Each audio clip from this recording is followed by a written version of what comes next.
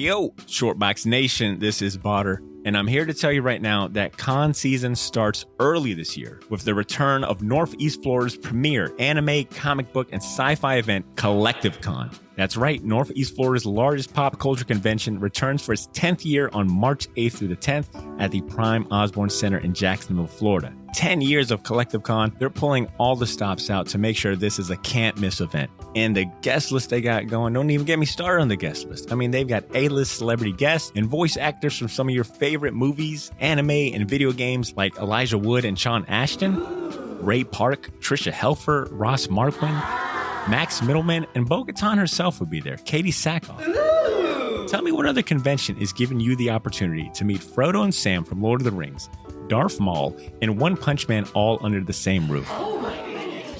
Only at Collective Con.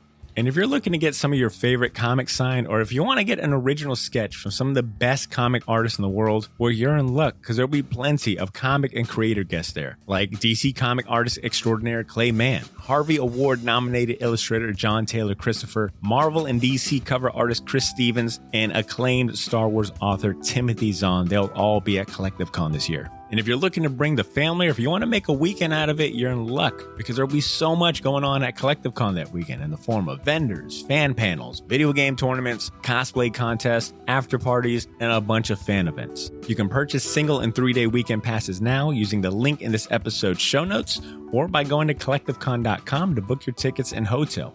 Buy your tickets now, and I'll see you at Collective Con, March 8th through the 10th. Now let's start the show. It's like having all those books that are really different, but there is always a little something that you're like, oh yeah, that's a WhatNot publishing book. And that's what we try to achieve. And we want to always have like a little something per book that make it interesting. We try as much as possible to bring something like that to every titles, mixed with new talent, because it's something that's so important for me, because I think it's a comic book need new voice.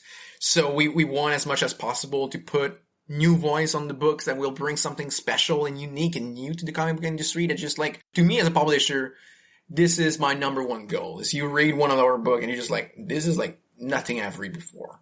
I did my job when I heard that. Ladies and gentlemen, I present to you the Shortbox Podcast. The Shortbox Podcast is recorded live from Jacksonville, Florida.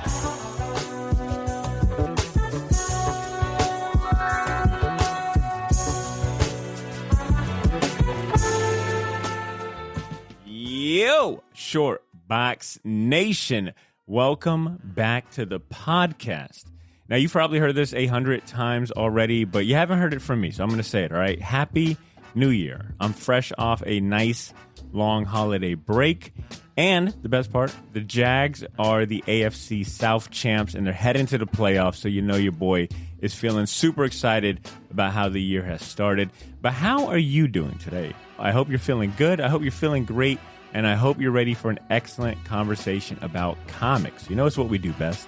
So all of our new friends tuning in for the first time, welcome to the Shortbox Podcast, the comic review and talk show where you hear the best conversations about comic books and the pop culture they inspire. My name is Botter, and this is episode 377, aka the first Shortbox episode of 2023. This show wouldn't be possible without our incredible sponsor, like Gotham City Limit, Jacksonville's premier shop for comics, toys, collectibles, and more. It's the best comic shop here in Jax, and whether you call Jax home or not, you too can take it to the limit by shopping their online store, which will be linked in this episode's show notes. Today, I'll be joined by someone who is currently spearheading some very exciting things at WhatNot Publishing, which is a new comic publisher on the scene, formed in partnership between the live stream marketplace app, WhatNot, aka my favorite new app of the last year, and Massive Publishing. Now, all of you eagle-eared listeners might recall that back in September, we covered the news of this fresh-faced comic publisher that came on the scene with the first release, which was Alpha Beta's #1. And they had the top new comic book series in America with over 45,000 retailer orders. All right, it was a very impressive record, especially for a brand new comic publisher right out the gate. Joining me is a lifelong fan of comics. All right, he spent 4 years in comic retail, and then in 2021, he co-wrote a comic series called Freak Snow that was published by Behemoth Comics, which he also had his own imprint from that comic publisher. He self-admits to being the writer of the dumbest intellectual comics on the market. I promise those are his words, not mine. I am excited to have the co-founder and co-publisher of WhatNot Publishing on the show, Shortbox Nation. Let's give it up for Kevin Roditeli. What up, Kevin? How are you doing today? Pretty good, pretty good. Hell yeah. I mean, with those applause, I feel like a Dave Chappelle right now. What's up, Kevin? Welcome to the show. How are you doing today? Pretty good, pretty good. Like at the moment we were recording that, is the moment we were sending to print the Exile #1 of our book with Wesley Snipes. So it's really exciting for us. For me, that was the book that I was the most excited about to release because Wesley Snipes. I mean, yeah, come on. I did grow up on those movies, the Blade ones, Demolition Man, Passenger for 57, and all those stuff. Like he is one of my top action heroes personally. So working with him is just like a crazy dream. That's awesome. It's just awesome. Yeah, man. There's a lot of hype between Exile #1 and what you guys got going on. I happened to watch the interview with Comic Story and Wesley Snipes, and I think some of the co-founders of WhatNot Publishing. A lot of exciting things for you guys, man. Every time I go to the comic shop, I'm seeing the books, I'm seeing the promo and all that. So yeah, you guys are killing it. Kevin, what does co-founder and co-publisher do? Like, what's your day-to-day job life like?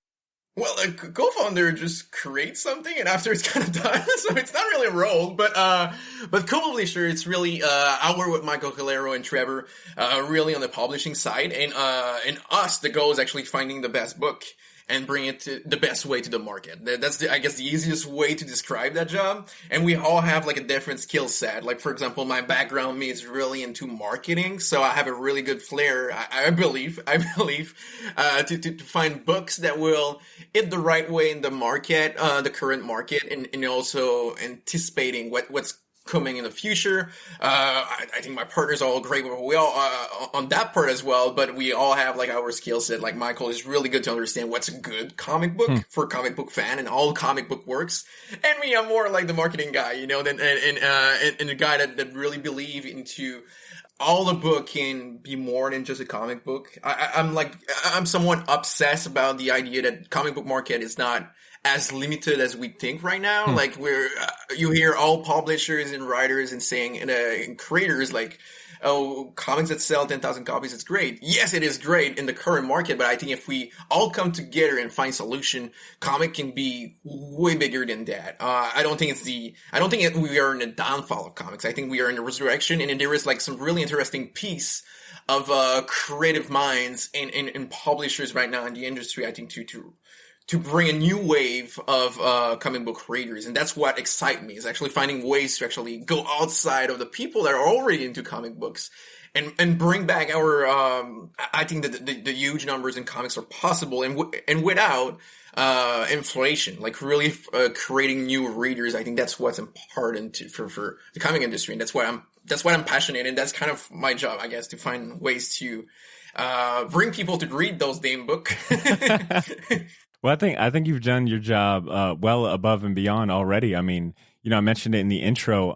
The first offering from WhatNot Publishing in September of last year, 45,000 pre-orders out the gate, and then Exiled, respectfully crushed those numbers, right? 100,000 pre-orders for Exiled #1. So you guys That was Ninja Funk. I'm sorry, Ninja Funk. I apologize, Ninja Funk.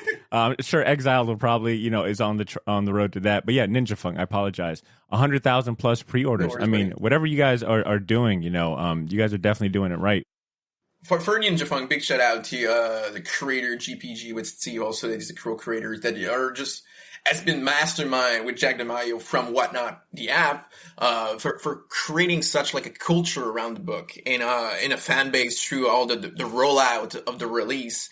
They did that. Like, I think that's like, if you want to do something well in terms of marketing for comics, that's a case study of what they did. And I give a lot of credit to those guys because they've been rolling out that book and that EPs for now over a year, on the WhatNot side, and like really hyping like sellers and retailers using the app, fan and collectors that are on the app saying that, oh, this is coming. And I think that's a problem that we're kind of facing right now in the comics, is because of the system of the monthly that goes so fast. A lot of publishers, even ourselves, I don't think we are far from doing everything perfect. When we think about it, we are a super young publishing company. But I think a lot of the problem is like we don't give time to roll out. Like a movie, for example, the first trailer most of the time come at least 6 months. Yep. At minimum 6 months before the release, and most of the time in a year before and after trailer, 2, 3 teaser posters and all kind of advertisement. And that's the problem of comics. Like since there is so little money and it's of course the production of comics is not production of a movie, so you don't need the money and time invested to create a product, but there is so many product on the market that without the since we don't give time, since it's always rolling, for the book to sell, I think that's one of the reason why we don't see those big numbers, because it's hard to inform everyone that this book is coming out and it's for you. And so if you're not into the circle of comics and really looking at your previous catalog, your Lunar, your pull box, and all those stuff, there is no way that you know that this comic is for you and coming out. Except if you go to the comic book show on a Wednesday and you find it. You just find it on the shelf and like, oh, that's look cool. But the problem is like the order was not placed for you. Just like a comic book store taking the gas for you. So that's what they did really well. They did prepare the community and the fans and the readers. So big shout out to Jack, GPG, and Steve, and Alex Regal, the artist on that. Shortbox Nation, we'll be right back to the episode. But like most independent podcasts, we got bills to pay. And what kind of friend would I be if I didn't tell you about Collective Con, North Florida's premier anime, comic book, and sci-fi event. The premier pop culture event is back for its 9th year this March 17th through the 19th. And it's guaranteed to be a weekend of fun with celebrity guests and voice actors from some of your favorite movies and video games. I'm talking Sean Astin, Amy Jo Johnson, John DiMaggio, Billy West, and Sean Schemmel will be in attendance. Tell me what other convention is letting you meet Sam from Lord of the Rings, the Pink Ranger, Bender, and Goku in the same place. And we can't forget about the comic creators that will be in attendance, like Batman artist extraordinaire Clay Mann and comic colorist Laura Martin and Mike Spicer. And there's going to be so much more going on at Collective Con that weekend in the form of vendors, fan panels, video game tournaments, cosplay contests, after parties, and so much more. Single and 3-day weekend passes are available right now. I've done you the favor of including a link to purchase your tickets in this episode's show notes. I made it super easy. You can thank me in person at the event on March 17th through the 19th, because I'll damn sure be there. See you at Collective Con. Now back to the show. Well said. Big shout out to that team. What really put WhatNot Publishing on my radar and map was like the headlines, and being on the app itself, hosting live shows and being in the comic community. And then it felt like in Q4, around like September, October, November, I was seeing a really impressive headline like every month, whether it was the Alpha Beta's pre-order news, the Ninja Funk pre-order news. And then, we got a really big surprise in October during New York Comic Con, when it was announced that, a very young upstart WhatNot Publishing was going to be partnering with Heavy Metal Magazine to basically like distribute the books and, get their books in shops and, try new things. Did you have a role in that recent partnership with Heavy Metal Magazine, or what are your thoughts on that? I don't want to mix the whole story of all this thing that started because I was not there on site, but it was a convention. Michael and Jack did meet actually with Chris out there, and we started chatting with them. And after Zoom calls and stuff like that, and we just seemed like a good synergy between the both company, because like, of course, any comic book fans or publisher like me and Michael, just like crazy to think to work with a brand that has been so influential for over 46 years. It's one of the longest I don't have like all the funding company, like the dates, It's but iconic, it's man. Definitely, yeah, and it's one of the oldest publishers still running, since 46 years of publishing. It's really rare in a business like comic book that's always moving, like we are the new publisher right now, but in 2 months, there could be another guy, they could be even tomorrow, like new publisher, there is so many movement in this business that you never know, but they're still around after 46 years. And the reason why, just the brand is so iconic. So many creators that you love, that I love, that were so influential for the best creators in the industry right now. Like Mobius did start there, Drew did start there. Like big sci-fi influential guys started on the magazine, and just like And we saw like a good synergy because the heavy metal brand being around for 46 years, of course, that's a brand that has like a lot of older audience that has been like rolling with the magazine, buying magazine for years and stuff like that. And being WhatNot publishing, of course, we are reaching like a younger audience with the app aspect, the tech aspect of it. So we just thought like it's really interesting actually to take this older company and this new company and kind of fusing in a partnership the distribution. So now, Heavy Metal is distributed under WhatNot publishing in the previous catalog, and we bring our expertise in distribution, and I guess our sense of like what's the current market and what collectors and fans are looking to, and we blend that with the traditional, I guess, marketing of the magazine, and I think it's a really it's a great combo that we're building right now. We're still like finding ways and learning all the system works, but it's super interesting as a partnership to be working right now already, I will say, on something that huge, you know, to be part of the history of the magazine that has been so influential to comic book creators and filmmakers. So for me, it's an honor, and it's I think the greatest challenge that you can face as a new company. Just like what all do we do to make that brand greater and more impactful in the current market, and that's what we're gonna achieve, and I'm sure, and we're super proud and excited by it. Hell yeah, well said. For such a young, I mean, you know, listeners, what we're talking about, a publishing arm that is, you know, been that's less than 6 months, maybe. You guys are maybe 6 months, maybe 8. Even Alpha Beta is like the first one did release the first week of October, so we did not release at retail before October 2022, and we did announce the company publicly at the end of June at Fan Expo Denver Fan Expo. So we announced it like in summer, in the first book in October. So yeah, it's super young. Like The Exile is our for number one, and it's right now FOC, so it's not even out. So we have three series that is right now ongoing, but the first one is FOC right now. So it's just, we cannot be a younger company than that, I guess, in the publishing space. Yeah, well said. For lack of better terms, listeners, WhatNot Publishing is killing it out the gate. At the time of this recording, you know, WhatNot Publishing's first quarter of releases, you know, we've talked about Alpha Betas, but also Quested, Exiled, and Ninja Funk have all been released to comic shops around the world. How has the overall reception been, and how are you feeling about all the success and exposure the company has had in its very early stages with just these 4 titles? It's great, interesting. I guess, and it's rolling so fast. It's going so quick, and we're a really small team, and all working 7 days a week right now, and doing our best to actually promote the books, getting out, having the best quality at the same time, and it's just like, it's, you know, like when you listen to an interview of like an artist you like, I don't know, a rapper or just like a sport player and stuff like that, and they look back at their career and they're like, it was going so fast, you know, and it's.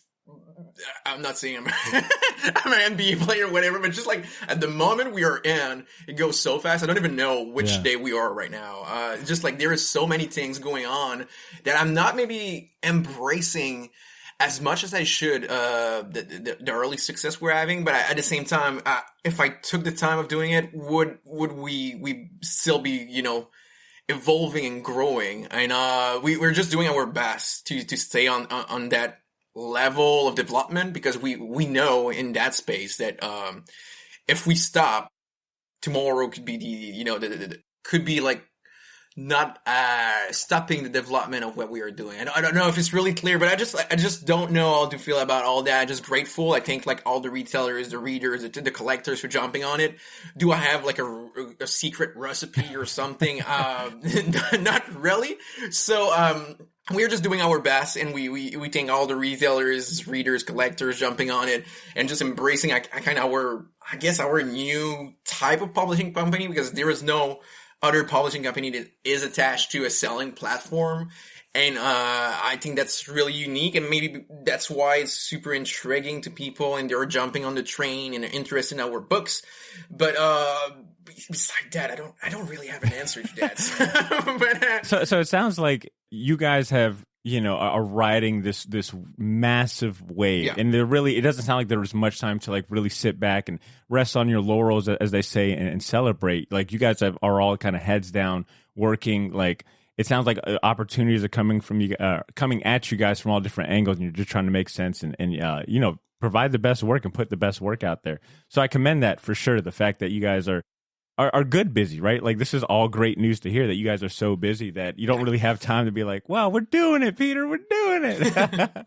Yes, we do celebrate a little bit, but it's just like it's very rolling quick. so fast. Yeah, it's like, all right, blow out this one candle on this cupcake and get right back to work. All right, we got 12-hour days. Just for a little like inside of behind the scene as a publisher, like for example, right now we are submitting to the previews to the distributor Diamond our books for May. So that's something like readers and collectors or don't really. Well, you just don't know because you're not behind the scene, but publishers are submitting their books right now for May. Wow. In the previews, doing their catalog and all those stuff. So it's just crazy how advanced we are, but our mind is already in May, June, July, and all those stuff, still covering our book. And even the book market, like Barnes and Nobles and Simon Schuster's and Penguin and all those stuff, it's even further down the line. Like in November, it was a submission for all the summer book. So it's just crazy how like we are kind of in the future, but at the same time the present, because we need to take care of all the FOC and printing and stuff like that. So the mind of publishers is all over the place in the future. So it's hard to be in the present and really and embrace and celebrate what's going on. But our goal is like that we are on the same train at the same speed with the book that we were soliciting in May and summer and stuff like that, because we really believe that we're making like a crazy good lineup right now of book. Oh, it's solid. And thank you, dude.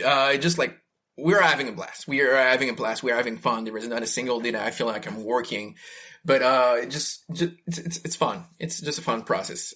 I wanted to ask about your team. You mentioned it's a small team, and here's some of the names I'm familiar with, and maybe if our listeners aren't, this will be their introduction. But I know that on the WhatNot publishing side of things, you've got you're a co-founder, one of the co-publishers, but you've also got other co-founders like Michael Calero and then Trevor Richardson, both of which have actually worked on the alpha betas. I think Michael is the artist, and maybe Trevor's the artist. Okay, yeah, got it.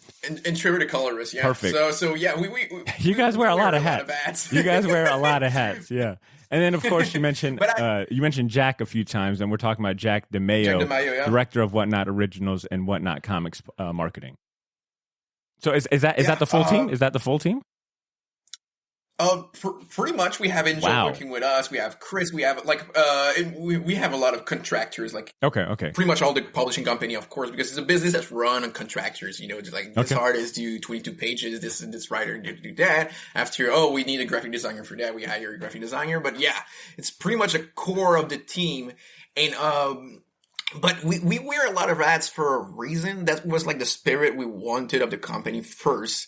Of a company run and created by creators first, because we are all creators. Because I think not the problem in the industry, but like a lot of problem in general in the entertainment, I feel, and we hear it a lot. Of course, it's like companies that create content, but are run by businessmen that are not really into the content or understanding the content. And that's not something we want to do. Like, yes, of course, we're all entrepreneurs. We're running that. We love the business side of it. But I think it's really important also to be close to, not to the fan and understanding what the fan are, and being a fan as well. Like for me, I'm a huge fan of comics, but of filmmaking and stuff like that. There is not a single 10 minutes in my life, let's say, that I don't turn in conversation into a film conversation. Even if we were talking about mac and cheese, it's not even related. I'll be, did you watch this new movie by... There's a killer mac and cheese scene you just gotta see in this new Tarantino movie. Yeah, it reminds me of American Psycho. But I think that's really important, actually, to do it right. And being close to the creator as well, and understanding the creators that work with you is actually being a creator. And that was something really important for us, is everyone on the publishing side to be creators and understanding what being a creator is, because it's a business run by creation. Like without creators and ideas, artists, writers, there is no comic books. And I think that's something important, is actually who's going to release the book, need to be someone that understand your process, you understand the creative process and what's cool right now in the market. You need to consume, and that's we wanted to be sure that our moves were all mix of business and an understanding of creation and what fans want. So it's just like that's why we are such a small team. It's like we are really careful finding the right people that want to do a company for creators by creators and not turn it into strictly business. Yeah. In suitcase. So injecting a lot of like keeping like the spirit and fun of comic books. Yeah. Business for me is creation. Like a lot of business is actually marketing, and marketing for me is creation, because like if you need to be creative to sell something well. And an advertisement is part of creation. Like if you look at the Super Bowl, like Super Bowl is just like a big billboard, but all those ads are short films. I consider like commercial as short films, and it's the same thing for comics or selling any type of product. If you are a creative company, your advertisement will be a piece of creation. Like there is a lot I think of what we consume that we consume because we found something. Because of creation that is not the creation. For example, the best example to it is the music industry right now. Like, of course, records and CD are not really selling well if you're an independent artist and not like a top billboard type of guy. But what you're gonna sell is shows with your music that people consume for free. Mm-hmm. And your music is actually turning into the advertisement now. Your using is your marketing to sell your concert. And it's the same thing for comics. It's actually the personality. It's like it's the personality of the creators, I think, is coming back. And that's what I love. And a lot of it is actually because of shows like you that bring creators and creative minds on the show, that now we're starting back. The 90s were just crazy. Like McFarlane, the Liefeld, and all those guys were rock stars and still are. But I feel with the internet, we're kind of knowing again who's behind the books. Mm-hmm. And that's what was missing from the comic book industry. We were selling characters which were like Batman. It's a marketing piece before being a creation, now, because the creation was 100 years ago, and now it's a marketing piece, and the creator will take that marketing piece that is a character and turn it into a creation, and that's really interesting to me to see it that way. And I think that any piece of entertainment or franchise entertainment is that way. Like give me whatever creation, like a Spider-Man films, for example. For when you start with it, Spider-Man is just a billboard. Like what you're going to do with this billboard to actually sell tickets and move people to your venue. I like what you said, what you're saying about the independent creator, music being an example, but I think that applies to like anyone that's got an artistic endeavor that they're trying to also sell, right? Whether it be podcasting or comic books. I definitely think we're in the age where if you are a creator, whether it be an artist or, kind of creator is a catch-all in my mind, but you've also kind of have to have a little bit of business savvy to sell yourself, right? Like you have to be a somewhat decent advertiser. Like you can create everything you want. We'll just stick with comic books. You can create the most badass comic book out there, but if no one can find it or no one knows about it, it's kind of, you're just doing it for yourself at that point. Yeah. So I do like what you're saying about that, as far as being both business minded, but there's also a way to tackle those business things with an artistic flair and mindset. Totally. And when we look at comics these days, we are all conscious, even if we it's not maybe the best way to describe it, but like we kind of sell covers to a portion of like the collector's aspect to it. You guys got your cover game on point. Like, if you go on, and listeners, I'll link to the WhatNot publishing site, but you can spend a good time just looking at the covers. Thank you. But yeah, that's where I was going, actually. It's like covers, like if we look at YouTube content or stuff like that, like influencers, for example, you will have your content on Patreon. I'm sure you have a Patreon, right? Yeah, absolutely. Yeah. So you have your content on Patreon and people pay for it, but you still have like the free thing on YouTube. But it's the same thing for comic book when we think about it. The cover is technically free digitally everywhere, but it's a piece of artwork that an artist did put time on it for you to be entertained. You look at the cover by Kyle Otz, for example, on EXI. I did look at the cover and his inking for like 5 minutes, which is just because I was like fascinated by what he did on the cover.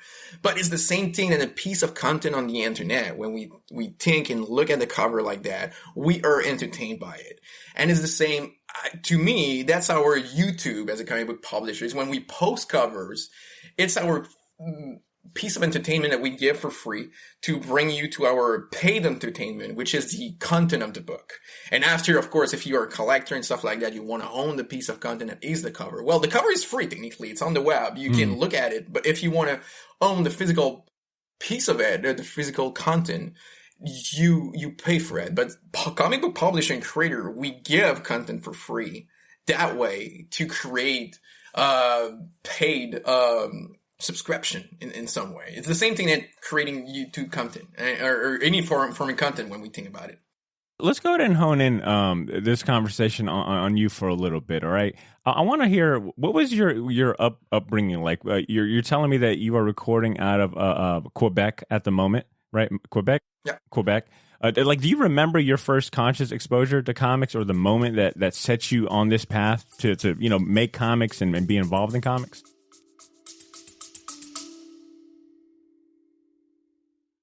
Yo, this is Botter. Sorry for interrupting this episode, but I'll keep it brief. I wanted to let you know about a massive sale we have going on over at the Shortbox store on all of our merchandise and apparel. That's theshortboxstore.bigcartel.com. You can now save 20% off your entire order using the discount code YOO, Y-O-O. So if you've been waiting for the right time to finally buy that gauntlet snapback, or if you ever wanted to buy any of the shirts you see me wear on the podcast, well, now's your chance to get them for a steal. We still have a few sizes left of everything, but they won't last long, and once they're gone, they are gone. And then I mentioned that all of our apparel is screen printed on high quality material. None of that heat transfer or direct to garment stuff. Our shirts are some of the most comfortable ones you'll ever wear, and the hats look even better in person. So wear your support for the Shortbox Nation proudly, knowing that you're going to look damn good doing it. Get to theshortboxstore.bigcartel.com as soon as you can, and don't forget to use that discount code YOO, Y-O-O, to save 20% off your entire order. All of this information can be found in this episode's show notes if you want to get there faster. Thanks for not pressing fast forward. Now back to the show.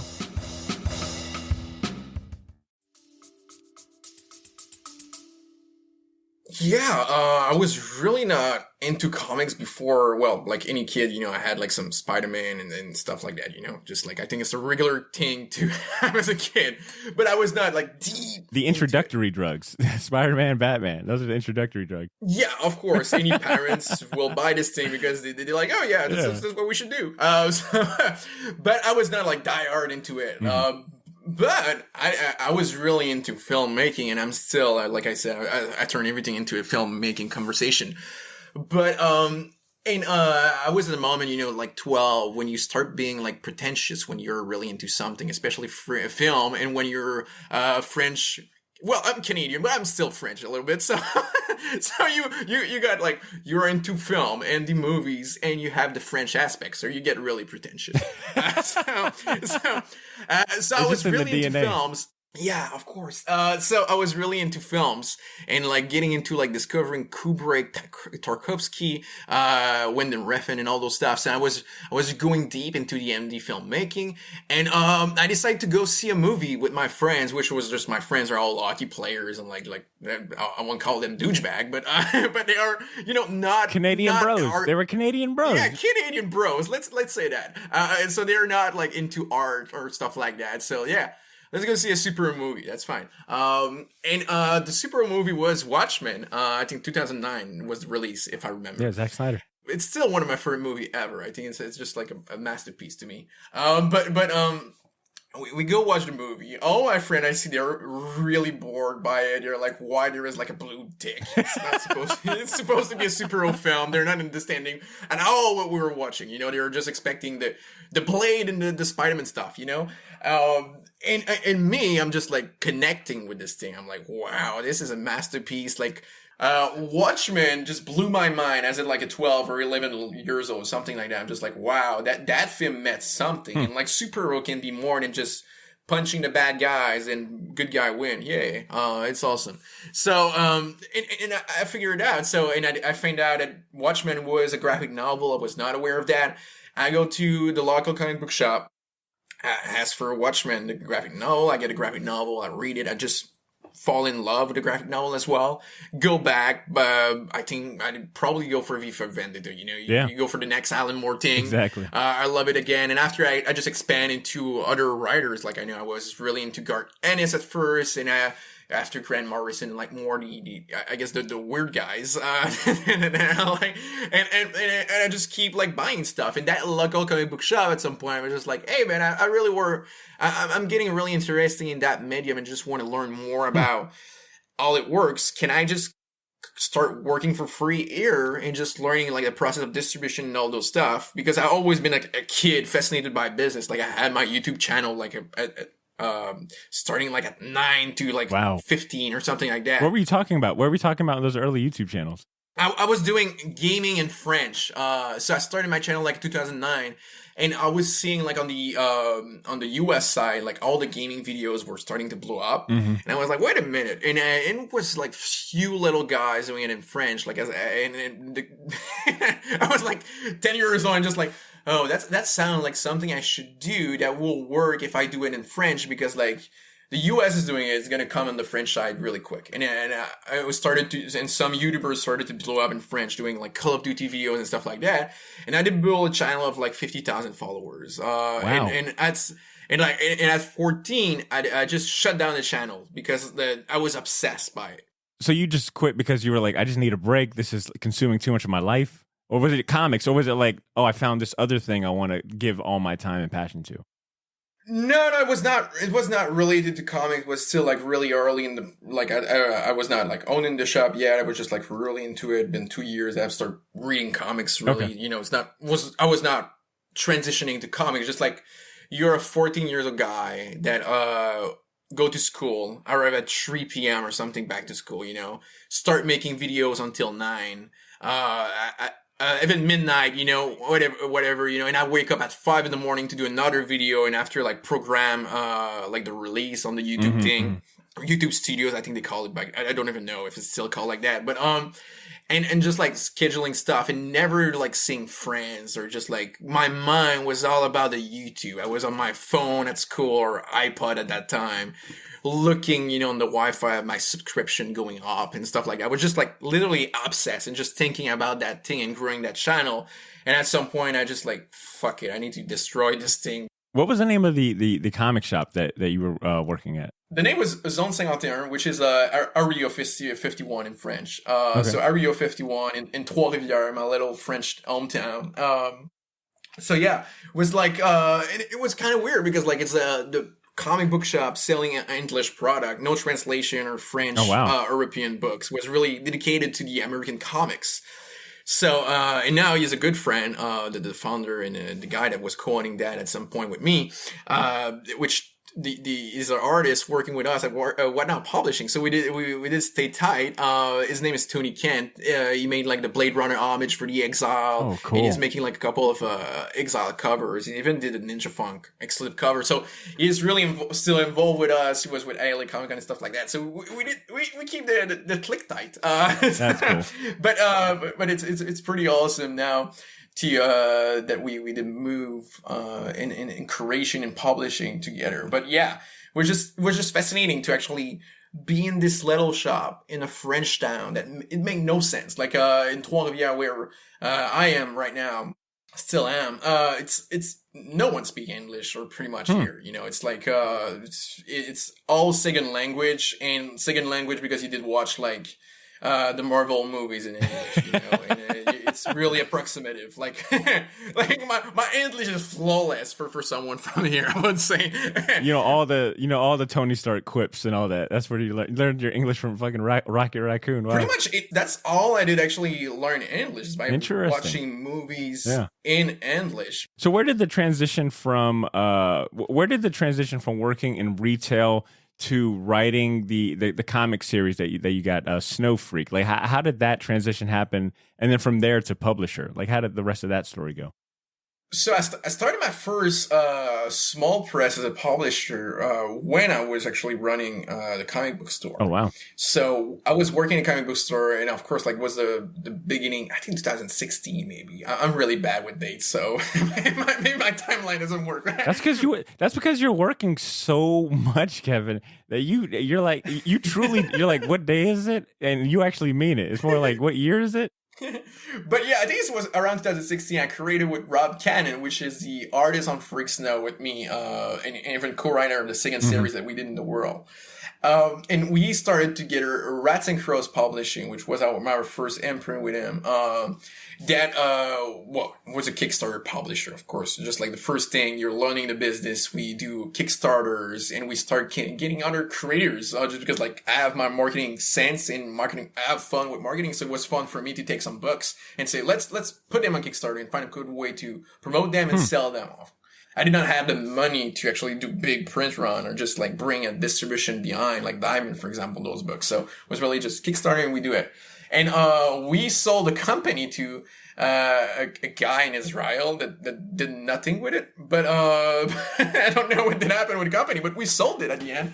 So it's kind of freaking cool. How old were you at this point? I don't know, 2016. So I think I was like 18 maybe. Yeah. So by 18.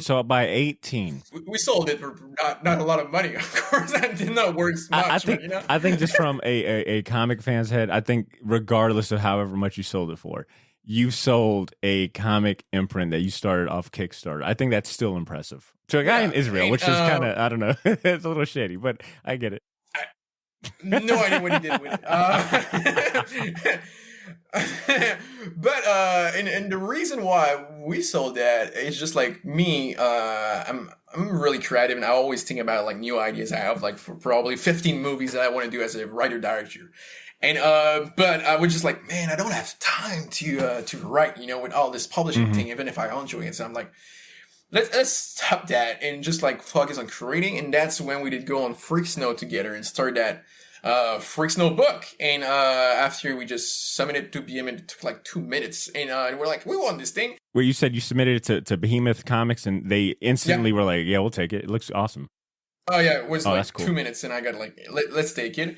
And I said something like, yes, but I want to run my own imprint if you want the book. And there was another publishing company that wanted the book at the same time. Was there? I want to sign with you guys, but I want my own imprint. And just like did a lineup of books like in 3 days. Like I was reaching out to creators, like, hey man, I might have like a distribution for you, blah blah blah. And wow, we that's just cool. made it happen, and they were on board, and now we just like started like officially developing. Me and Rob, Happy Tank was the imprint, and just bringing titles and lineup and just starting releasing book. And we started, of course, with Freak Snow, the first standalone graphic novel, and after we did 4 issues miniseries set in the same world, different series, different characters, but it's still in the same world.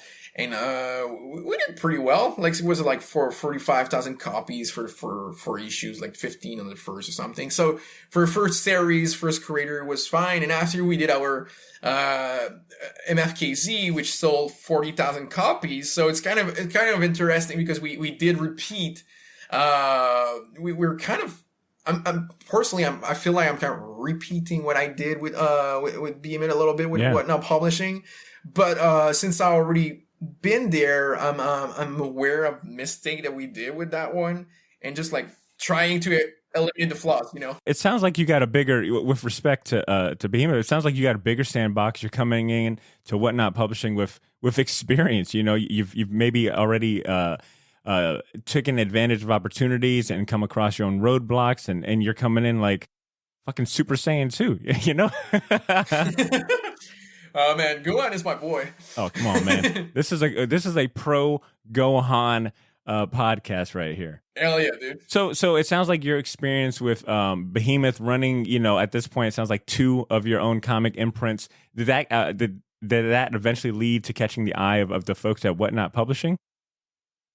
So to make the story really quick of WhatNot Publishing, so I met Behemoth was bought by Sumerian Records, that now the company is named Sumerian Comics, and at that time, like now was a period of transition for the company, so I I needed to make a choice. But at the same time, we were, with Jack DeMaio, he was he was talking to me about Ninja Funk, and like he was working with that, with the crew, with the sellers, because GPG, the creator, is like a big seller on the platform. Yeah. And, it was creating that. It was talking to me about it, and I was just like, oh, wait a minute. And Michael Calero, what was there at the time as well, I was talking with Sumerian for creating something like, and so we were all like at a moment of transition around like I guess all the parties, and talking with a guy I don't really remember all that it came from and all. We're just like, wait a minute, like WhatNot, this big upcoming and development like awesome app that is blowing up right now. Oh yeah.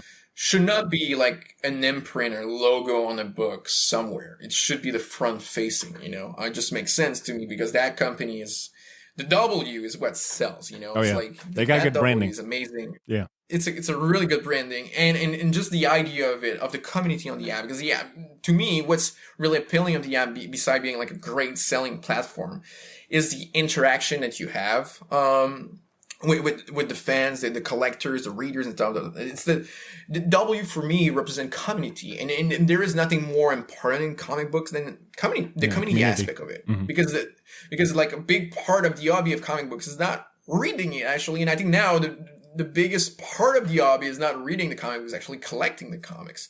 But collecting stuff alone, it's kind of boring, You can look at your long box alone like that. Yeah, I got Death of Superman 1, like, it's cool. You need friends and other people to, to get some bragging going on, right? To like bounce ideas off of and like show off. Course. Yeah, it's the fun part of it. Like, yo, check out this fucking slab I got. Now, wait, I got a number one. Yeah. I got it. Yeah, exactly. There's the camaraderie aspect of comics and collecting is the fun part. And to me, WhatNot at the time the app did arrive and kind of took like a really important place in the space of comics was the perfect timing, and just makes sense to me as a publisher first. When Jack did come and introduce me like more to the app and really made understood what it was, I was just like, oh, that's brilliant. That just makes sense of where we are with comics, because the biggest and especially after facing the pandemic, as like an ex retailer and a publisher, like we were working with Diamond at Sumerian IP Tang. Diamond shut down. No more sales, no more revenue, nothing to pay ourselves. Or just say to creators, like, yeah, we don't know when your book can release. There is no longer a distributor. And same thing for retailers. Like retailers, no more books. Nothing. But WhatNot was the perfect alternative for some retailers. Like, yeah, we can't open the door because there is a lockdown or something in some area. Like in Quebec, for example, we were closed for 3 months, like no retail. And we were having like a curfew at some point, and it was just crazy out here. And I know other places in the States, had some shit like that as well. So, but the WhatNot aspect is like, even if you had like, you could go live, sell all your crazy long bucks of back issue, but no one could say like you could be closed actually in doing that, Yeah, it was kind of unfazed, right? Because it's all virtual, so you could still foster a community. All you had to do was just ship the stuff out. Totally, and even for retailers, I think like it's just the perfect asset that was missing. Yeah. Because like being a retailer, it was and it was even before, when I was a retail, it was before all the exclusive, the website stuff and all those stuff. It was really more, we could have done like the website stuff, but we were more like, okay, FOC, you come on Wednesday, and was pretty much the business. But now I believe it's impossible to just run a comic book store with Wednesdays, Oh, yeah. You need to find ways to be creative and find products or back catalog and stuff like that and sell it on the app. So to me, that's actually, it's not a competition to regular, traditional comic store. To me, it's the asset missing for retailers. And I just want to be part of I just like, personally, I'm really proud to be like a small piece that I really believe that I feel like a politician right now. But I really believe that we are bringing something on the market that will help retailers. Even like I know that there are some traditional retailers right now that don't understand or just feel it's a competition because there are some sellers that are not, brick and mortars retailers. But no, WhatNot is bringing something on the table that's unique, that is an extension to your stores, and it's just something that will bring you more business and and bring the community together. Because the problem with right now in the world we live in, especially after COVID, that everyone is kind of more at home, since just because we're used now to be in front of a computer and be at home, talk to the phone and stuff like that, not really meet in person. But what makes the Wednesday great is actually you meet a community. Why you go on Wednesdays to meet a community, see that I don't know, Chad guy, that Chad and Charles and Michael that you see every Wednesday and talk about Batman 100 and 1000 something, you know? And that's why you go on Wednesday and not on Monday, pick up your pull box. But the cool thing with WhatNot is actually you can bring your Wednesday people all week long together, and you don't break their habits. Like, they don't need to drive their car to the shop every day. They will still come Wednesday. Like, your Wednesday guy won't break their habit. They have fun. But you can actually communicate with those guys all week long and actually sell more pull bucks as well, because you can just say, hey, you guys are being live like that with your phone and say, hey guys, did you see like the Exile right now in the previews? It's look really dope. And now they will just comment in the chat, like, put it in my box. Put one of my pull boxes, you know? Yeah. The folks that like to go to a comic shop every Wednesday or every week, whatever it may be, they're going to stick around. But there are folks, there's a big market of folks that just want to, you know, like you said, that prefer to just hang out, buy their comics from online. And now you have, platforms like WhatNot are giving retailers that option, are giving them that tool. It's like one extra tool in your toolbox. It's not to say you have to either be, I'm strictly only retail, you got to show up. Now it's like, now you could reach a whole new demographic and customers using, the internet on a really good platform that allows you to like genuinely connect with your customers. Like you can start actually having like a really regular customer that is, your shop could be like in California, and have like a really regular guy that will always be on your stream that is from New York. Yeah. And that's the beauty of it, because your brick and mortar, there is a limitation of like size, the amount of people that can come in, and parking. And just like where you are, like I don't shop at Midtown, for example. I don't drive 7 hours, even if I think Midtown is super cool. Or just like any retailers like in the US. I don't want to cross the border every time, but I love, like, there is so many cool shops that I would love to be there.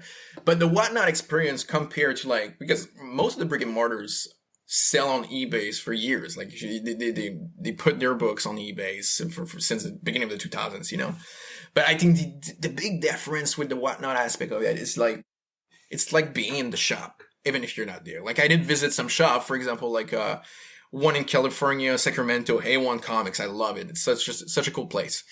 But now with WhatNot, I can be at A1 Comics from my place. And never have to step a foot in there. Yeah.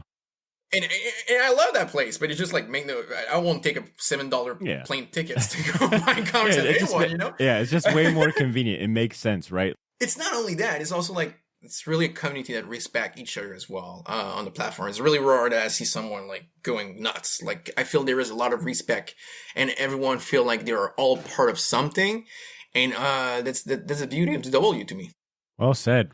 What other publishers or comic professionals or indie creators do you look for inspiration? Like, do any other publishers or creators like inspire you in the way that you move business wise or even creatively?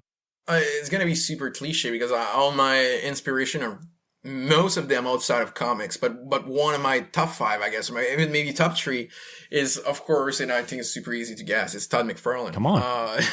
Look, it's cliche for a reason, because the man has done the work. Of course, yeah. He's an icon. And the cliche are always true normally, and that's why they exist, so... When you brought up, that balancing act of being artistic while also being a savvy and smart businessman, I immediately thought of Todd McFarlane. I didn't want to bring it up because I was like, well, it's going to be cliche for me to say, but I'm glad to hear that, like, he is an obvious inspiration for someone like you. Yeah, because it's someone smart that understood that you need to be, if you want a job done, like you want a job to be done, you need to be your own boss as a creator. And that's something that's really important for me, always been. Like, that's why when I did Freaks Now, I was like, oh, it's need to be an imprint, just because I want it to be as much as I can. And you want to own your shit. You want to own your shit. I want to own my shit, but just not that. It's just like, I know that I have the confidence, and I know that I have the vision to do actually the best for my IPs, and also like tell me for why I'm fascinated about that, beside the thing of like owning your thing and whatever. It's being a really smart businessman of not keeping all his asset in one entertainment industry. He did the toys, of course, and in the 90s as well. In early 2000, like expanding the Spawn stuff, with the HBO show, the movie, and all those stuff. Even if he did stick to one thing with Spawn, he was still expanding to more than that with all the other assets, the toys, the films, the video games, and all those stuff. And I think that's what's important. That's what makes someone, to me, influential. It's when you showed actually you can, yes, perform in one sphere of the business, but what would you do in other one, in other like type of entertainment? Yeah, like that's, you can be a really great creative, like a genius, a master in the comic book space, but to be a genius or a master of entertainment business, you need to go in another space and just like do it another way, and just like that. And I think smart businessmen will always do it. Because all the eggs in the same basket is never the best way to go. And like going back to the COVID or just the FOC books for a retailer, that WhatNot was there to like, there were some crazy stories of retailers that come to us and tell me directly, and like, if WhatNot was not there in the COVID, my shop will be closed. But I did open the app, start selling my back issues, even if I was locked down. I was just in my shop selling it without customers and did thousands of dollars. To me, it's answer all the boxes of why I'm doing it the way I'm doing. It's just like, well, you need to be in more than one space. And that was a problem for a long time of comic book. It's like betting on just one distributor, betting on one way of selling the books, betting on like there is only one way to sell this thing. And it's crazy when we think about it, because it's a really creative medium. And that's the interesting part about comics. The creativity never been gone. I think the indie comics is better than ever right now. Oh, yeah. And we are adapting, I think, all the publisher, because we are not in competition to me. We are all working together to make a better space for creators and fans. We all want the same thing, to keep that space alive and healthy. Awesome. And I think right now it's a good development moment, and everyone is moving in a good direction on all the publishing side. Like I'm seeing what Dynamite is doing right now. I'm impressed and I'm proud of what they are doing at the moment. Boom it's still booming. They're great. Image Comics are putting out some of the best books in decades right now. It's just like it's insane. All the content is great, and publishers are doing bold move like right now, and retailers as well. It's definitely a good time to be a comic fan and someone that, personally speaking, that goes into a shop every week, seeing the different things Ben at Gotham City Limit will try, whether it's like his weekly live shows, the different deals, the raffles. It's definitely a fun time to have a shop that you can call home. Now, I want to switch gears here, because we've been kind of hinting at and mentioning some of the titles that WhatNot Publishing has put out so far. I know you guys have a full slate coming out here soon, and we'll get to the future releases, but I want to take a look at the inaugural titles, the 4 inaugural titles that came out for WhatNot Publishing's first quarter releases. So I'm going to say the titles, and then I want you to tell me a few words that come to mind, like the first couple of words that come to mind about the titles, all right? Starting with alpha betas. What words come to mind when you think alpha betas? Funny, well written. Rick and Morty. Like, there is a flair to it. There's really a cool flair. If you are into Rick and Morty, you're gonna love this thing. And there is a show on YouTube as well that you can watch. Show. Oh yeah, I heard that. That was a lot of words. But no, that's fine. That's fine. I did say words plural. So yeah. And I understand, like, alpha betas, it's being done by the same animation studio that made Rick and Morty, and alpha betas, the comic book series, is supposed to be a prelude or a partner to the new show coming out. And if I'm not mistaken, I think the pilot episode of alpha betas, like you mentioned, that was on YouTube, got like 1 million views or something crazy. Oh, it's 7, 8. Yeah, 7, 8 million. And I was too low on that. Now there is like. Yeah. No, there is like 4 or 5 episodes on YouTube, so you can watch like pretty much a full season right now. All right, second title. Let's go. I'm gonna switch up the order. Quested. I was going to say well written again, but I can say that it's really well written, and especially for me, that like I will be totally honest, like, I'm not a fantasy guy. When it's come to fantasy stuff, I always have a hard time to get into it. But, it's well written when it's not your jar and you're still enjoying it. And that was it what quested me. I was like, oh, that's a fun book. Because the concept is just fun. It's characters running a pawn shop in like a Zelda type world. So in video game there's always the moment that you go somewhere buy like a weapon or just like a bomb or something, but now the comics is around those guys that actually has run the shop, in those video games. It's a really fun book. Awesome. And I want to go back real quick and give proper credit. Alpha Betas is done by the creative team of Kyle Starks, the writer, artist Michael Calero, one of the co-founders, co-publishers of WhatNot Publishing, alongside Trevor Richardson, Kenny Atkin, and cover art by Michael Calero. And quested, once again, Michael Calero, writer on writing duty on that. You got Thomas Parson also on writing duty with art by Kit Wallace. All right, the next book I want to hear your thoughts on. Let's go with old Ninja Funk, which is written by JPG, who is a retailer turned premium whatnot seller turned a comic writer. His story is really cool, hearing about how he got to fulfill this dream of writing Ninja Funk. But creative team is JPG, Steve Schwitt, and art by Alex Regal. What are some words that come to mind for Ninja Funk? Bunker. It's bunker. It's smart. Just by taking a risk, and that's what I love. They're really good. They did like an indie filmmaker doing like the weird movie of the year. That there should be no buzz because there is like a $500 budget, or like all those Sundance stuff that you're like, oh, yeah. Wow, how did they do like 30 millions with it? Cool. Just because it was different, and they did something different. Bunker, awesome. With the art of Alex Regal, to me, I just felt in love with this artist. I'm like, I have like 15, as a writer, I have like now 15 ideas to do with that guy. That's cool. They created something unique. And that's what excites me the most. So I'm just like, even if it's not, there is even some books that I see like, I'm just like, it's not the greatest thing ever, but to me it's the greatest thing ever just because he did take some risk. And that's from all the publisher. And for me, Ninja Funk is good. It's taking a risk, and the art is just phenomenal. So I like the premise for Ninja Funk a lot. I was excited to pick that one up. All right, and then last but not least, like I said, we're just looking at the first quarter releases of WhatNot Publishing. There's plenty more coming out, but you guys, I believe, wrapped up this initial release with the release of The Exiled, which is written by none other than fucking Wesley Snipes, people. All right, you got Wesley Snipes on writing duty, Keith Aram and Adam Lawson. That rounds out your trio of writers, with art by, is it Esquivo? Is that how you say it? Esquivo, yeah. Awesome. What are some words that come to mind for this one? I'm a big fan of Wes first. The first word is Wesley Snipes.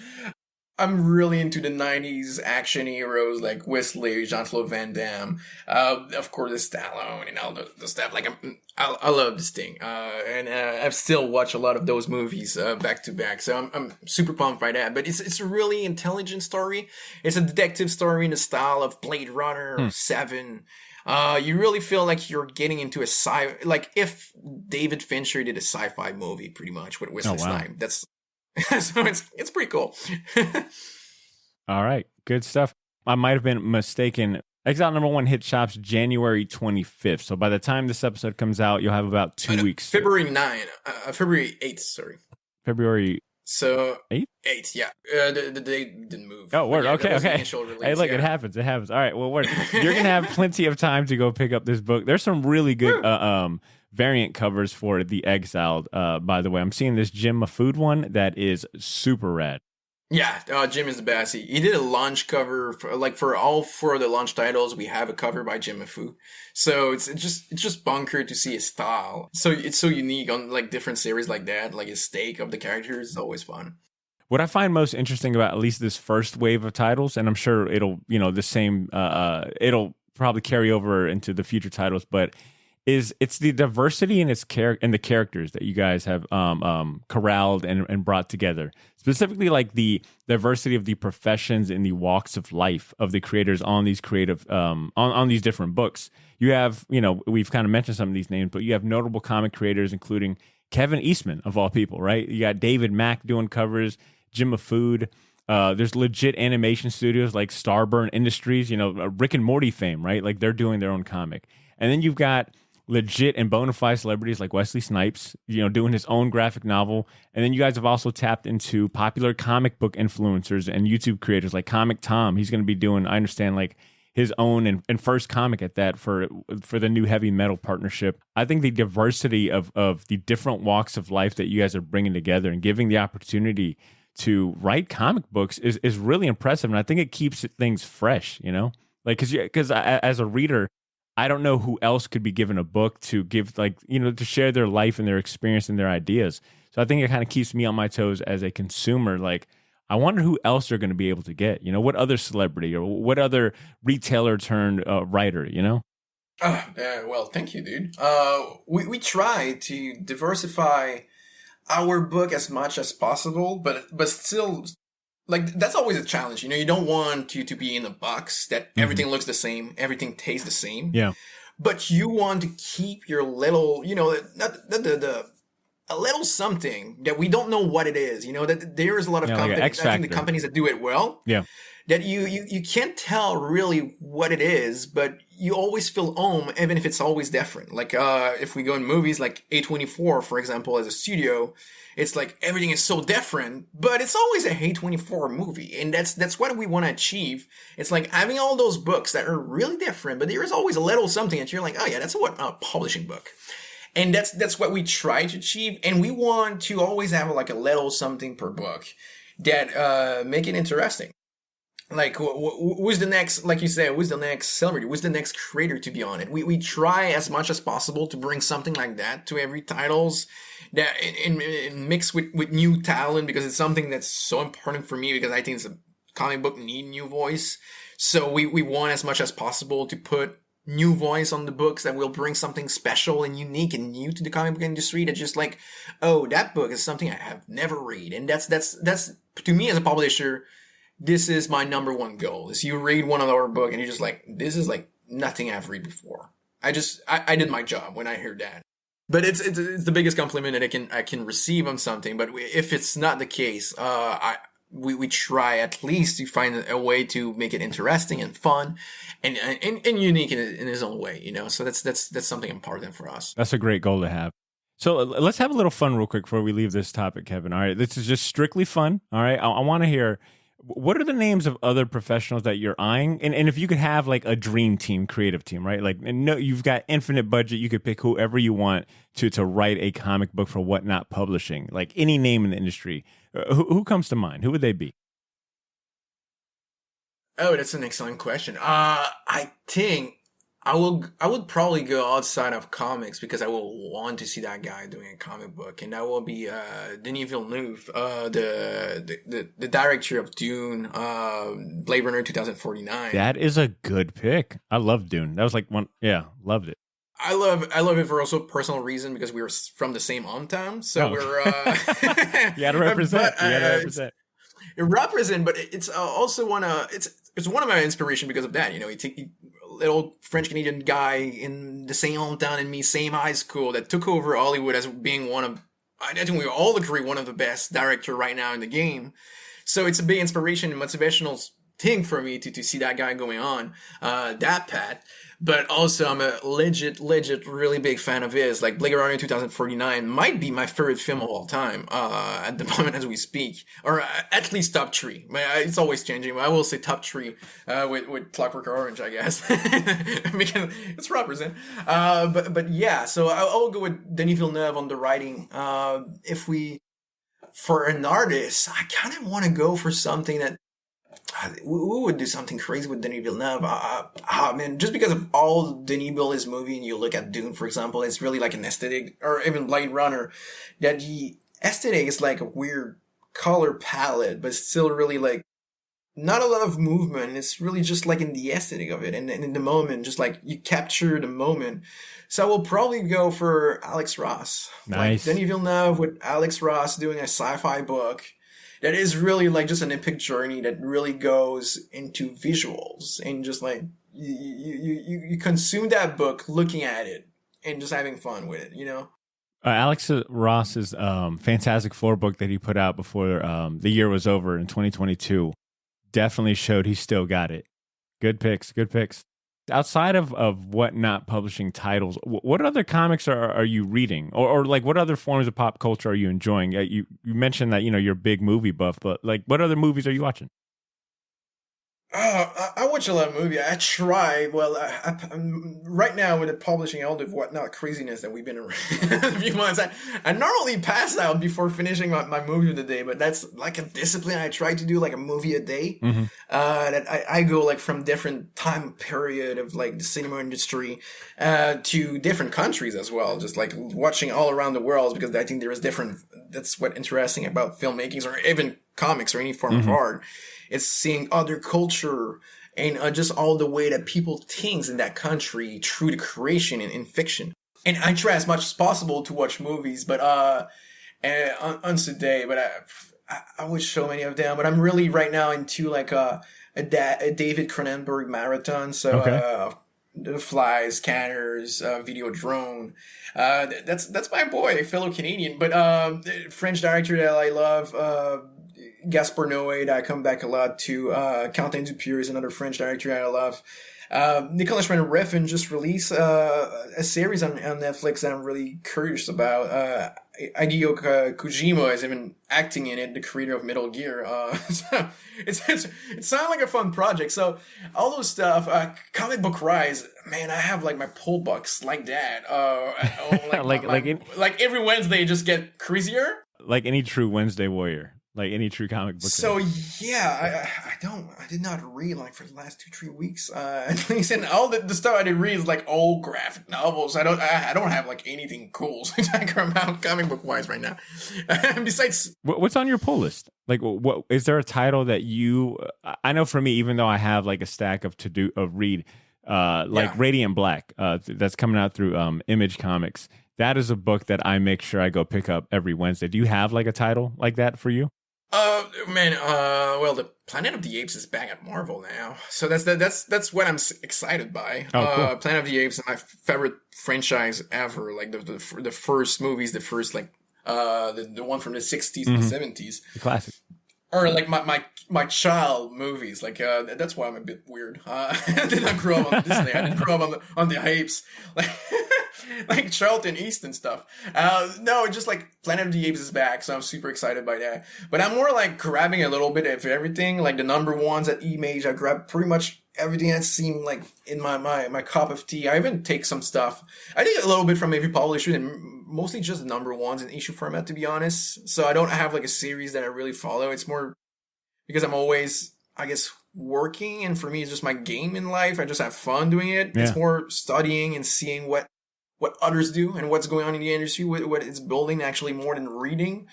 But yeah, I guess as a reader, I'm excited by Planet of the Apes. The apes are back in comics. I love it. All right, Kevin, as we gear up to wrap up this show, this has been an excellent conversation with you. I want to ask you a question that I ask all of our guest. And I think your perspective and answer to this will probably rather unique because I think it's safe to say you're probably the first publisher that we've had on the show. So we've gotten a lot of good responses from writers. We always hear from writers and artists a lot. So I'm curious your answer on this one. If you were to give one piece of advice to an inspiring comic creator that's listening right now, based on something that you wish you would have known prior to starting your career in comics, what would that be? That's an excellent question.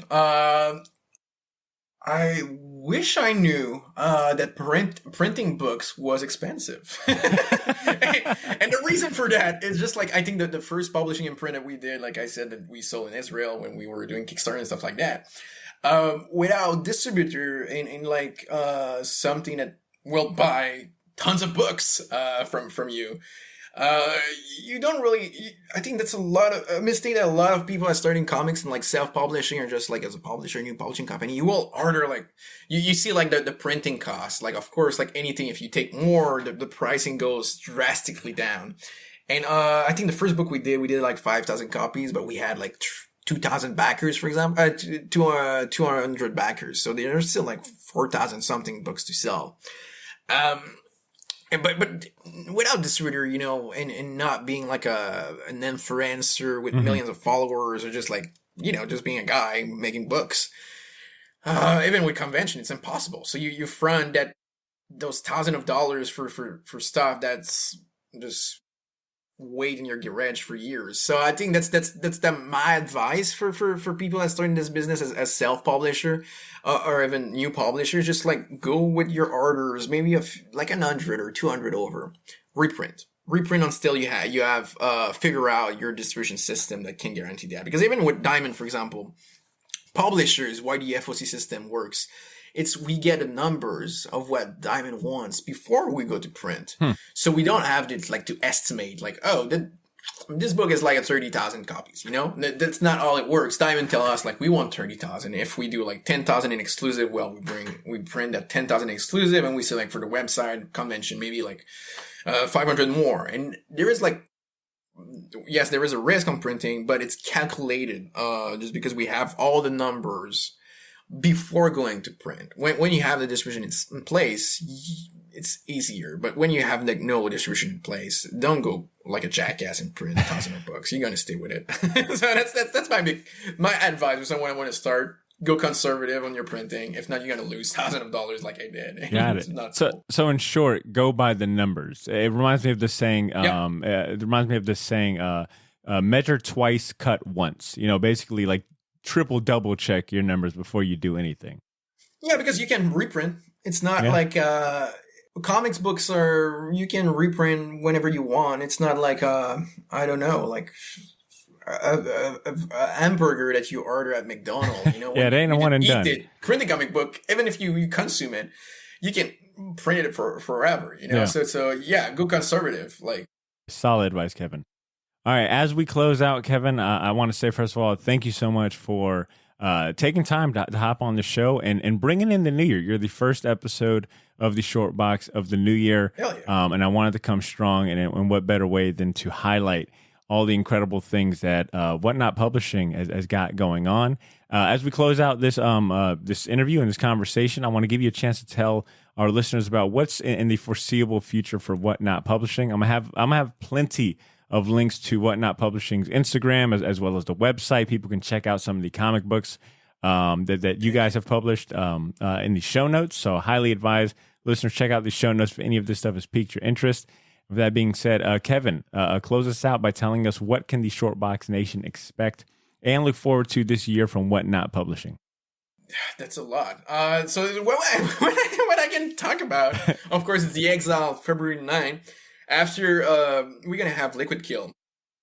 Incredible series at the end of February as well. Last Wednesday of February, we have Liquid Kill, which is like a Ghost in the Shelf, meet John Wick. Cool. Right now in the previous catalog, be sure to order your copy at comic book stores. It's an insane story that the guys did craft. After Heavy Metal #1 release, March 1st, we have just after that, Astrobot #1, which is, kind of a Gundam type book. I was looking at that. Written by Simon Furman, the original Marvel Comics Transformer writer. So that's kind of really cool. I was looking at that on the website, and that looks so badass. Yeah, it gives me heavy Gundam vibes, but also another old school mech show that I used to watch a lot. Yeah, no, it's awesome. The artist Hector Romero is just insane. He has a style and a watercolor feel to it. It just, to me, it's one. I know I'm the publisher, so it sounds like I'm just selling my stuff. But to me, it's one of the best looking comics I've seen in a while, and I'm just so excited to release it. And we have more stuff coming up, like Ram God is a series with heavy metal. Griffin, that is a cool Star Trek type book they're going to release at the same time. So we have at least a new series every month. So check out our social media, WhatNot Publishing, in the previews catalog, previewsworld.com for all our books. And for my personal social is Kevin Roditeli everywhere. Thank you. Yeah. Happy New Year. That was an awesome show, dude. Thank you for having me. And there you have it, Short Box Nation. Thank you for hanging out with us this week. If you enjoyed this episode, I ask you to do us just one small favor, all right? You got to enjoy the show for free. I can ask just one favor, right? Help us spread the word to a friend or recommend us to someone you know that loves comics as much as we do. If you're feeling extra generous and you got like a minute or two to spare, consider leaving us a 5-star rating and review on Apple Podcasts or Spotify. Next week, we're going to try to do our Calvin and Hobbes episode, all right? This was a artist spotlight topic that our patrons picked. So hopefully we'll be talking about the Calvin and Hobbes comic series the next time you hear from us.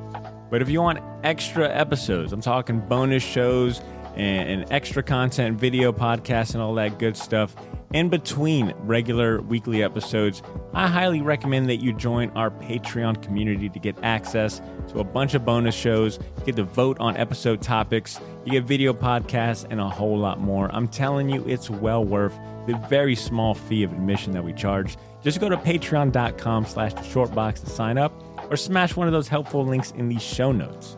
Until we meet again, Shortbox Nation, take care of yourselves, have a great day, and please continue to make mine and yours Shortbox. We'll talk to you soon.